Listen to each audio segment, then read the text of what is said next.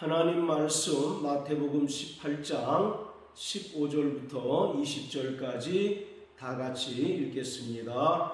내 형제가 죄를 범하거든 가서 너와 그 사람과만 상대하여 권고하라. 만일 들으면 내가 내 형제를 얻은 것이요, 만일 듣지 않거든 한두 사람을 데리고 가서 두세 증인의 입으로 말마다 증참케 하라.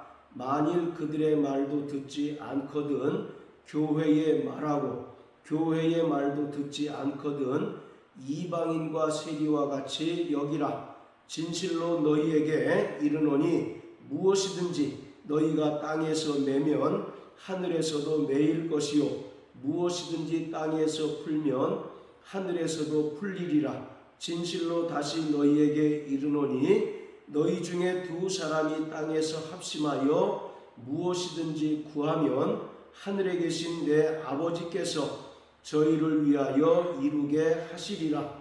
두세 사람이 내 이름으로 모인 곳에는 나도 그들 중에 있느니라. 아멘. 19절 20절을 보면 두 사람 또는 두세 사람이라는 표현이 나오는데, 바로 이것은 그리스도의 몸된 교회를 가리키고 있습니다. 교회는 20절에 기록된 대로 두세 사람이 예수 이름으로 모인 것을 말을 합니다. 구원받은 성도 하나를 가리켜 성도라고 일컫습니다. 그리고 구원받은 성도가 하나가 아닌 2명, 3명, 그리고 그 이상이 모였을 때를 성경은 교회, 에클레시아라고 말을 합니다. 자, 고린도전서 1장 1절, 2절을 다 같이 읽겠습니다.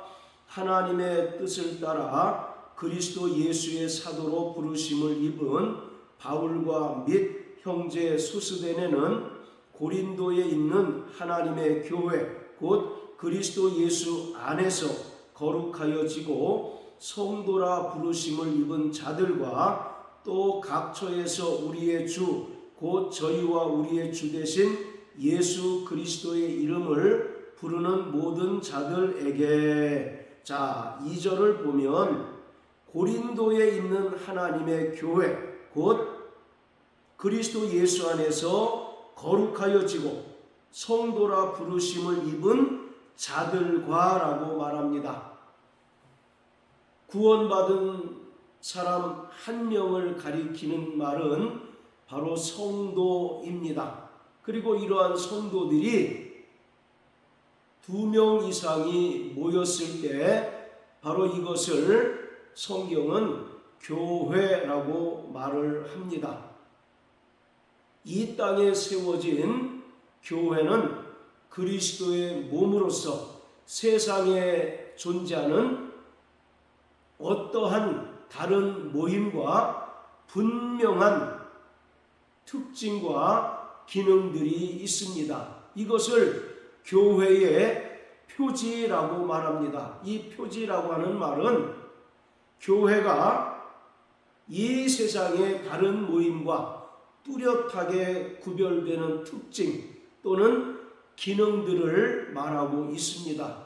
이처럼 교회는 세상 모임과 뚜렷하게 구별되는 특징 또는 기능이 있는데 바로 3가지 표지가 반드시 있어야 교회로서 온전히 인정받을 수 있는 것입니다. 그 첫째가 바로 하나님의 말씀을 전파하는 것입니다. 이것은 교회의 가장 본질적인 사명인 것입니다.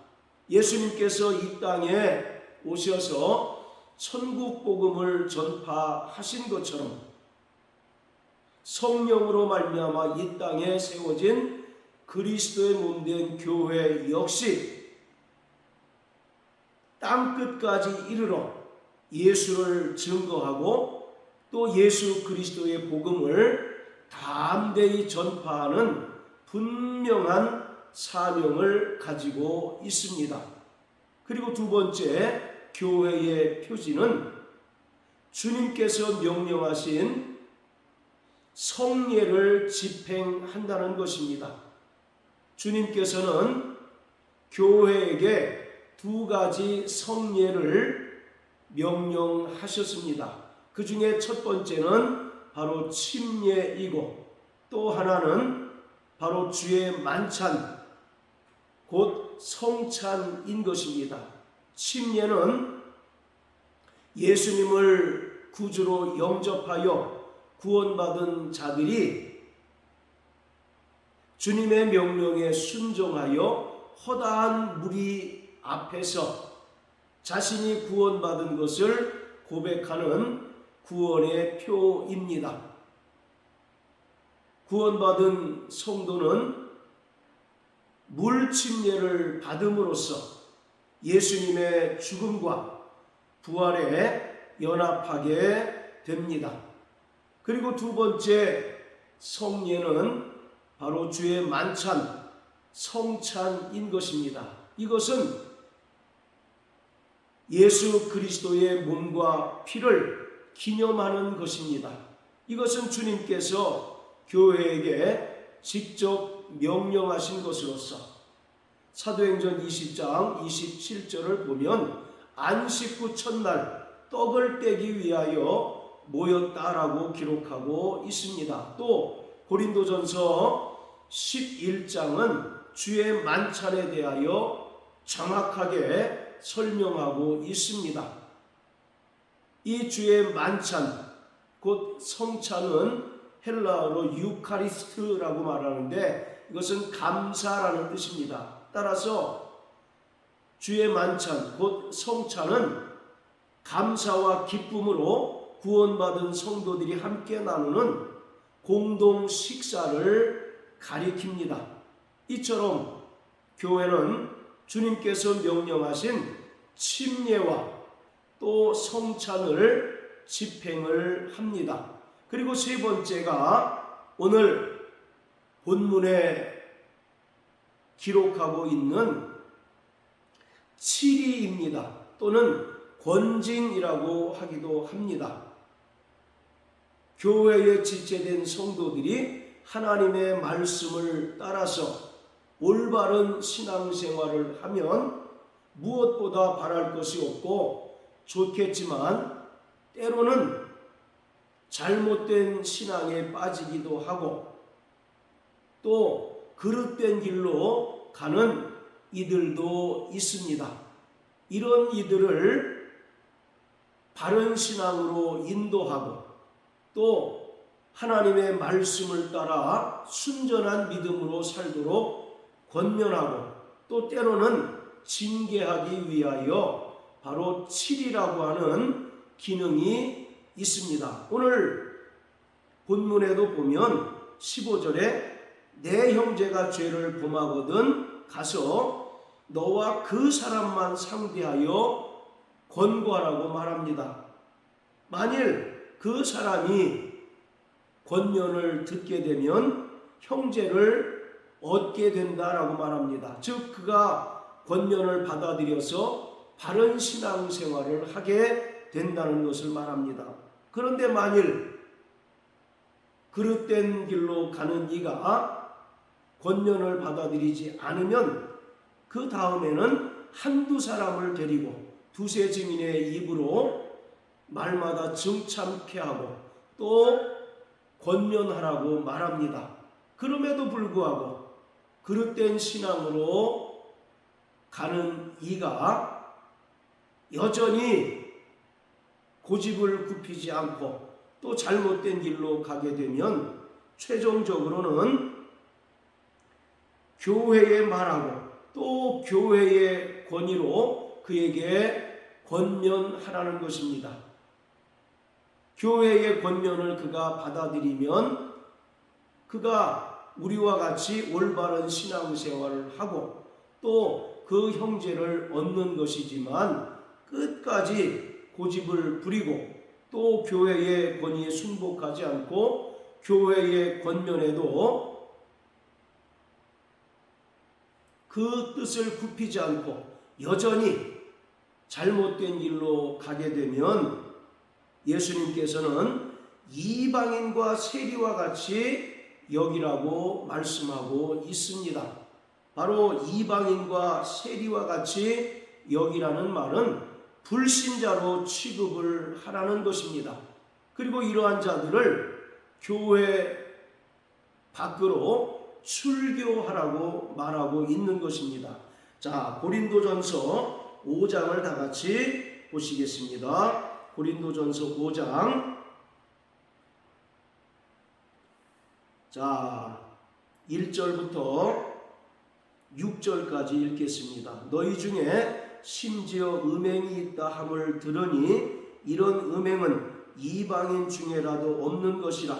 누가 그 아비의 아내를 취하였다 하는도다. 그리하고도 너희가 오히려 교만하여져서 어찌하여 통한이 여기지 아니하고 그 일 행한 자를 너희 중에서 물리치지 아니하였느냐. 내가 실로 몸으로는 떠나 있으나 영으로는 함께 있어서 거기 있는 것 같이 이 일 행한 자를 이미 판단하였노라. 주 예수의 이름으로 너희가 내 영과 함께 모여서 우리 주 예수의 능력으로 이런 자를 사단에게 내어 주었으니 이는 육신은 멸하고 영은 주 예수의 날에 구원 얻게 하려 함이라. 너희의 자랑하는 것이 옳지 아니하도다. 적은 누룩이 온 덩어리에 퍼지는 것을 알지 못하느냐. 바로 고린도 교회에 성적인 범죄가 발생했습니다. 바로 아들 된 자가 계모와 간음을 저지르게 되었습니다. 따라서 바울은 이러한 자들을 너희 중에서 물리치라고 말합니다. 그러면서 5절에 기록한 것처럼 이런 일을 사단에게 내어 주었느니 라고 말합니다. 여기서 사단에게 내어 주었다는 것은 이 사람을 불신자 취급을 하고 또 교회에서 출교시키라고 말씀하고 있는 것입니다.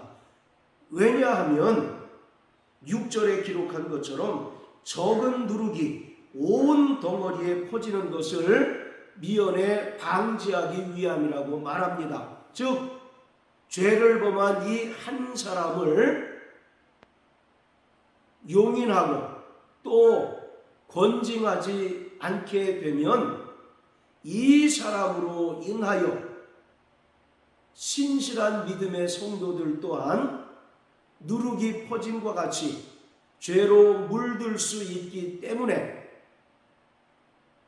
최종적으로 교회의 권위로 잘못 신앙생활하는 자들을 권면하고 또 때로는 책망할지라도 이 사람이 그것을 받아들이지 않을 때 예수님께서는 이러한 자를 이방인과 세리와 같이 즉 불신자처럼 여기고 또 교회에서 출교시키라고 말씀하고 있습니다. 이것은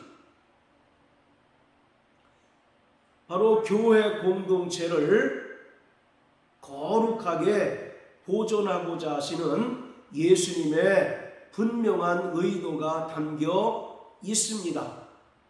조그만 누룩이 온 반죽을 다 부풀게 하는 것처럼 한 사람의 죄를 사랑이 나는 마음으로 무조건 용인하고 용서해 준다면 이 죄가 결국 온 교회에 퍼지게 되어서 교회 역시 타락하게 되고 또 죄악이 관영한 그런 공동체가 될 수밖에 없다는 것을 예수님께서 너무나 잘 아셨기에 최종적으로 교회의 권위에도 순복하지 않고 또 잘못된 길에서 돌이키지 않는다면 이러한 자들을 이방인과 세리와 같이 여기라고 말씀하고 있습니다. 바로 죄에는 세 가지 특성이 있습니다.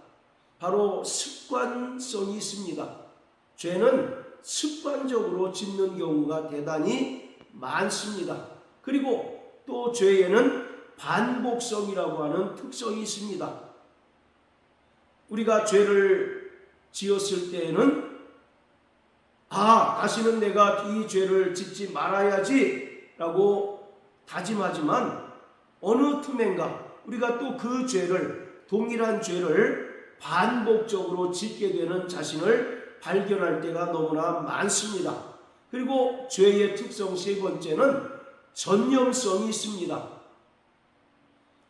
자기 혼자에서 그 죄가 그치는 것이 아니라 죄는 마치 누룩이 급속도로 퍼지는 것과 같이 다른 사람에게도 악영향을 끼치게 돼서 다른 사람들도 동일한 죄를 범하게 하는 그런 특성이 있습니다. 따라서 잘못된 길을 가는 한 사람을 여러 과정을 거쳐서 권면하고 또 최종적으로 교회의 권위로 권면하였음에도 불구하고 이가 돌이키지 않을 때에는 교회 공동체를 보존하기 위하여 또 구원받은 성도들을 보존하기 위하여 이 사람을 이방인과 세리처럼 여기고 또 교회 내에서 바로 출교시켜야만 하는 것입니다. 이것은 거룩한 공동체인 교회를 보존하고자 하시는 하나님의 놀라운 뜻이 담겨 있는 것입니다. 마태복음 16장 18절을 보면 예수님께서 베드로에게 천국 열쇠를 주셨습니다. 자, 마태복음 16장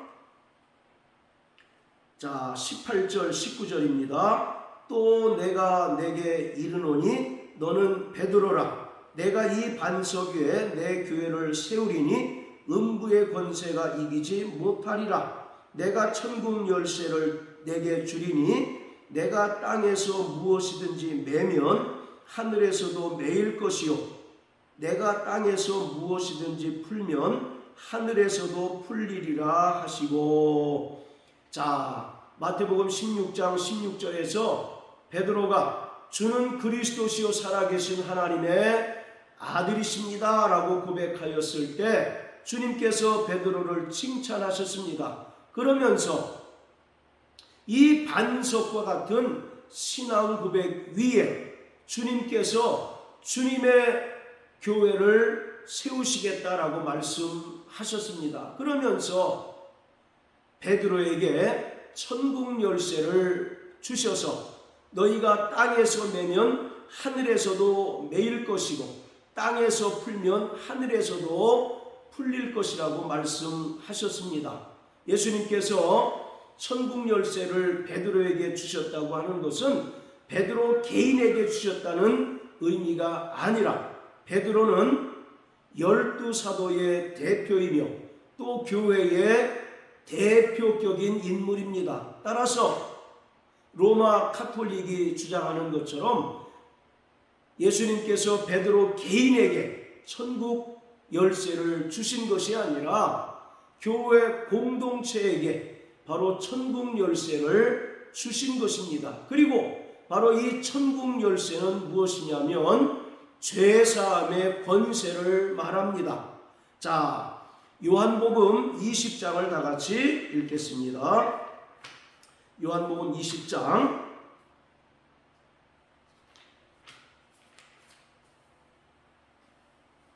자, 22절, 23절입니다. 이 말씀을 하시고 저희를 향하사 숨을 내쉬며 가라사대 성령을 받으라. 너희가 네 죄든지 사하면 사하여질 것이요 네 죄든지 그대로 두면 그대로 있으리라 하시니라. 바로 부활하신 예수님께서 제자들에게 나타나셔서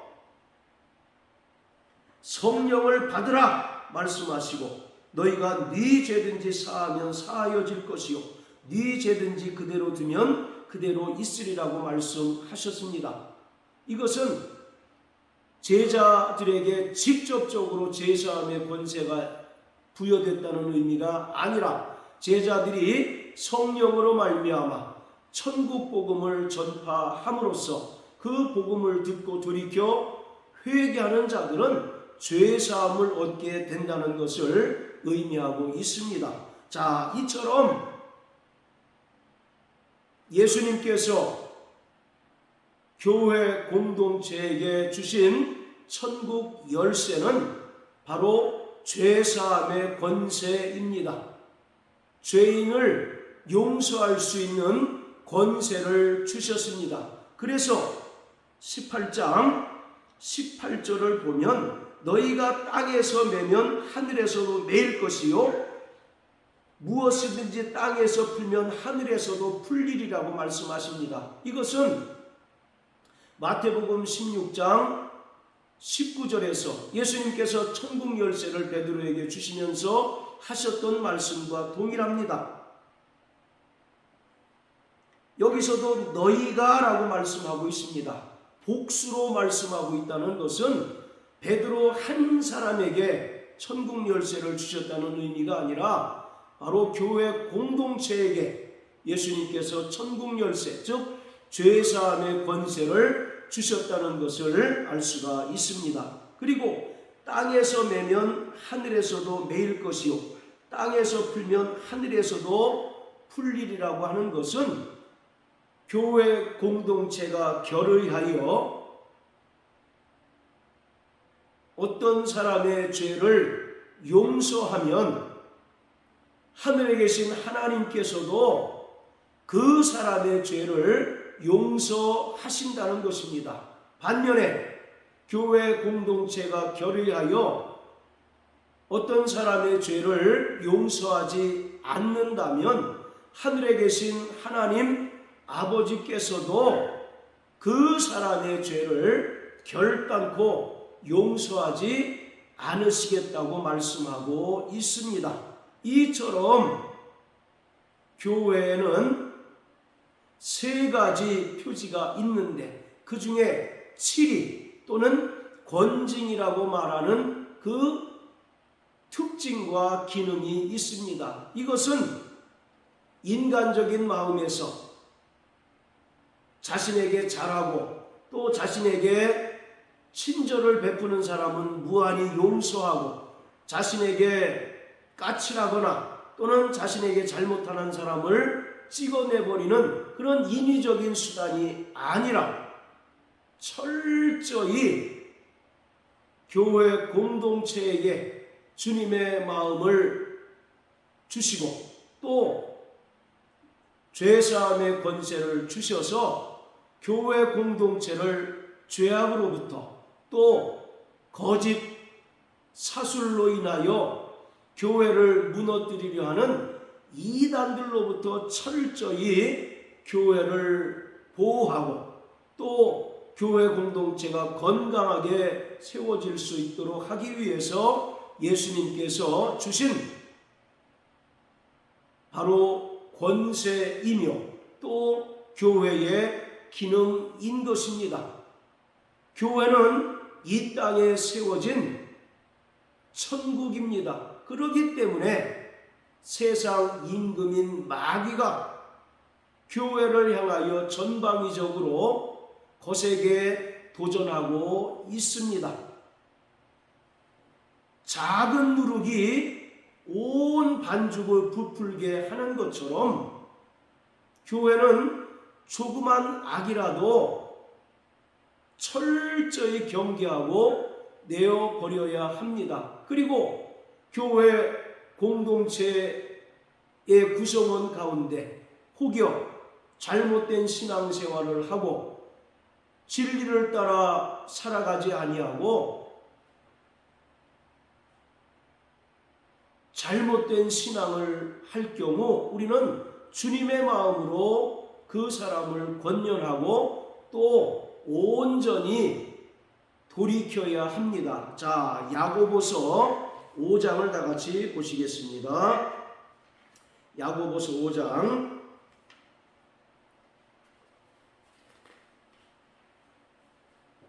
자 19절 20절입니다. 내 형제들아 너희 중에 미혹하여 진리를 떠난 자를 누가 돌아서게 하면 너희가 알 것은 죄인을 미혹한 길에서 돌아서게 하는 자가 그 영혼을 사망에서 구원하며 허다한 죄를 덮을 것이니라. 바로 미혹되어서 진리를 떠난 자를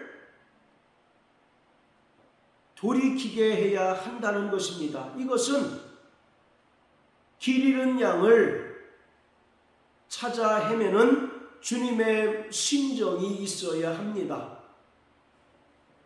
잘못된 길에서 어떤 일을 돌이키게 하는 것은 바로 그 영혼을 사망에서 구원하여 허다한 죄를 덮게 하는 것이다 라고 말씀합니다. 그래서 교회는 혹여 우리 가운데 잘못된 신앙생활을 하는 사람이 있다면 주님의 마음으로 또 길 잃은 양을 찾아 헤매는 목자의 심정으로 그를 사랑하고 권면하고 또 때로는 엄히 책망하여 바르게 신앙생활하도록 해야 합니다. 그렇지만 잘못된 길로 가는 사람이 끝끝내 자신의 고집을 굽히지 않고 바른 교훈을 받아들이지 않고 또 권면을 받아들이지 않는다면 그 사람으로 인하여 교회 공동체가 마치 누룩이 온 반죽에 퍼지는 것처럼 죄악이 퍼지는 것을 방지하기 위하여 교회 공동체는 7이라고 하는 또 천국 열쇠를 주신 그 주님의 권세대로 이 사람을 어쩔 수 없이 불신자 취급을 하게 될 수밖에 없고 또 출교할 수밖에 없는 것입니다. 이것은 우리를 사랑하시는 바로 주님의 마음을 우리가 올바로 깨달을 수가 있는 것입니다. 그러므로 사랑하는 성도 여러분, 우리 가운데 혹여 잘못된 길로 빠지는 자들이 있다면 우리는 목자의 심정으로 또 주님의 마음으로 부지런히 그를 찾아가서 권면하고 그를 위하여 기도하고 또 바른 신앙으로 인도해야 합니다. 그리고 최종적으로는 교회에 말하고 또 교회의 권위로 권면하고 또 책선을 해야 합니다. 그것이 바로 길을 잃어버린 양을 찾으시는 바로 주님의 마음인 것입니다. 주님은 교회 공동체가 이 세상의 죄악에 물들지 아니하고 거룩하고 또 영적인 성장을 이루기를 원하십니다. 왜냐하면 교회는 그리스도의 몸으로서 부활 승천하신 주님의 뜻을 이어받아 이 땅에서 천국 복음을 전파하고 또 죽은 영혼을 살리는 그 역사를 이루어야 하기 때문인 것입니다. 그러므로 우리는 일평생 교회를 사랑하고 또 우리 교회가 거룩하고 주님의 뜻대로 영적인 성장을 이루는 교회 공동체가 되기 위하여 되도록 날마다 기도하고 또 교회를 섬기는 자가 되어야 합니다. 이런 삶을 살아내는 저와 여러분들 되시길 예수님 이름으로 축복합니다. 할렐루야.